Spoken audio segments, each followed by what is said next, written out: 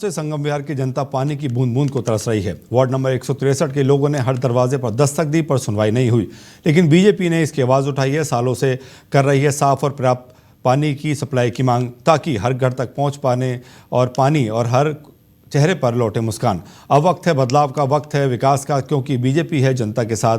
पानी, सड़क और सफाई और तरक्की के साथ, ऐसा कहा बीजेपी के प्रत्याशी ने। आइए सुनाते हैं। इस वक्त मैं बता दूं, संगम विहार वार्ड नंबर 163 में मौजूद हूं।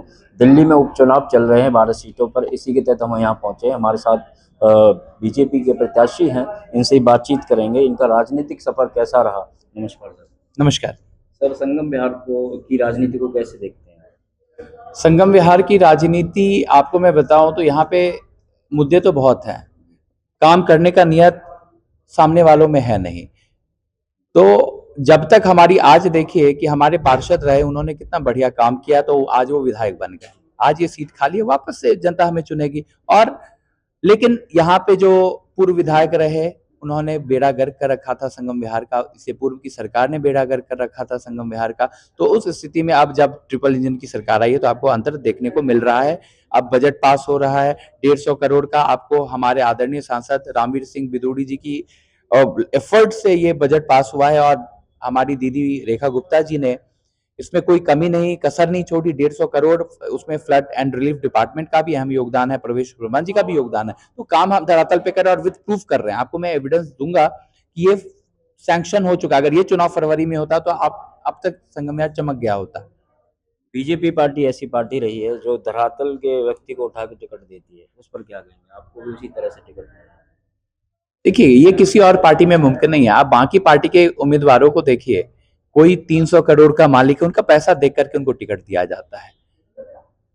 और उन लोगों को ये तिलमिलाहट होती है, क्या ये भाजपा वाले एक साधारण लोगों को कैसे टिकट दे देते हैं। तो हमारी पार्टी का क्लियर एजेंडा है कि पार्टी विकास जो कर सके, जिसमें नियत साफ हो, ऐसे लोगों को ही हमारी पार्टी टिकट देती है। अगर पार्टी ने मुझ पर विश्वास जताया, तो ये कहीं शीर्ष नेतृत्व का मैं धन्यवाद करता हूं। लेकिन ये आम जनता के लिए भी एक आम जनता की भी जीत मैं मानूंगा कि उनकी एक जीत है कि भाजपा कायम है इस चीज पे। पिछली सरकारों ने संगम विहार में क्या विकास कार्य किए, किस तरीके से देखते हैं?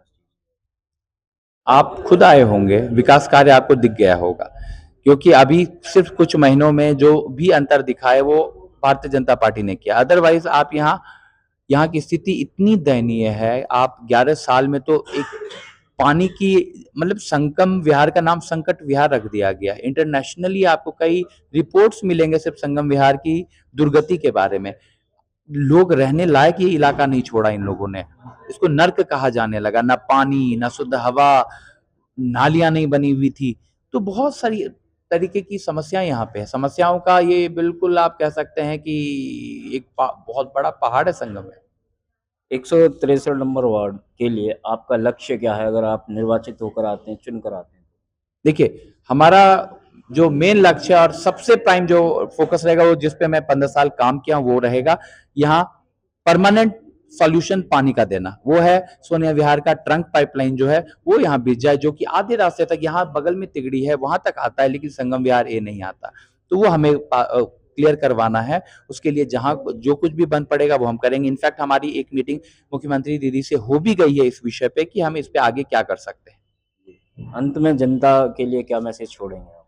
जनता के लिए यही मैं निवेदन करूंगा कि जिस प्रकार पूरे देश भर में आप सभी भारतीय जनता पार्टी पे विश्वास जता रहे हैं, और उसका असर आपको दिख रहा है कि आज भारत विश्व भर में ही नहीं, हर एक राज्य में विकास की गाड़ी दौड़ पड़ी है। संगम विहार को भी उसी की जरूरत है। आप उस रफ्तार को कायम रखने के लिए अपना कीमती वोट भारतीय जनता पार्टी को दें और भारी मतों से विजय बनाएं। आपको अंतर देखने को मिलेगा, विश्वास कीजिए। और इतना ही कहूंगा, भारत माता की जय।